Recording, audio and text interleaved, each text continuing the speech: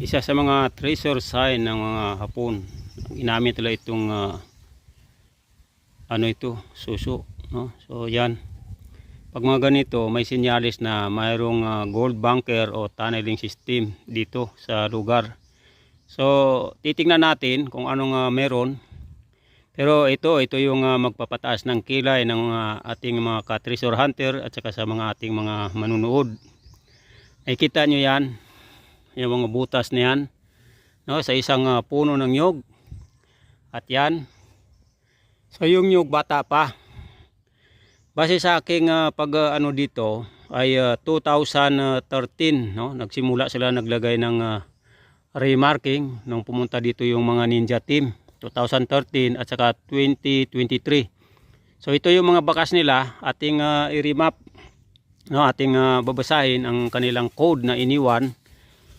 So tulad nito, yan, may mga butas, yan, tapos ito meron pa siyang So ngayon aking sasabihin sa inyo ano ang mga ibig sabihin nito at ano ba ang kanyang sit up, ba't may mga ganito silang iniwan, no? Unang-una mapapansin natin puro dot siya. Meron siyang pattern, no? So yan. Tulad nito, tulad niyan.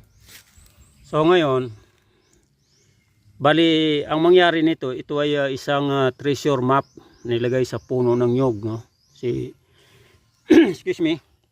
Dahil ang puno ng nyog maaring tumagal. So naglagay sila dito. Meron din doon sa mga bato na mga treasure map, no? So titingnan natin mamaya. Umpisa natin dito, okay? So may kita nyo ay puzzle dot ito. Puzzle dot. Kung iganyan natin at iganyan ay triangle, triangulation. Kung iganyan naman natin at iganyan natin ay triangulation. Kung igano naman natin ay pyramid alignment ang setup niya. Ngayon, so unahin natin dito.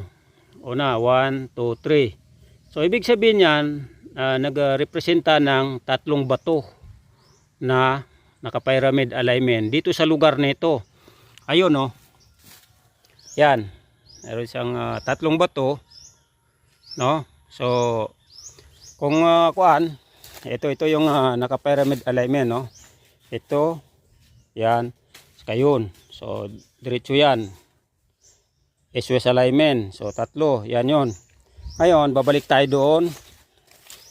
So ito, dito naman tayo.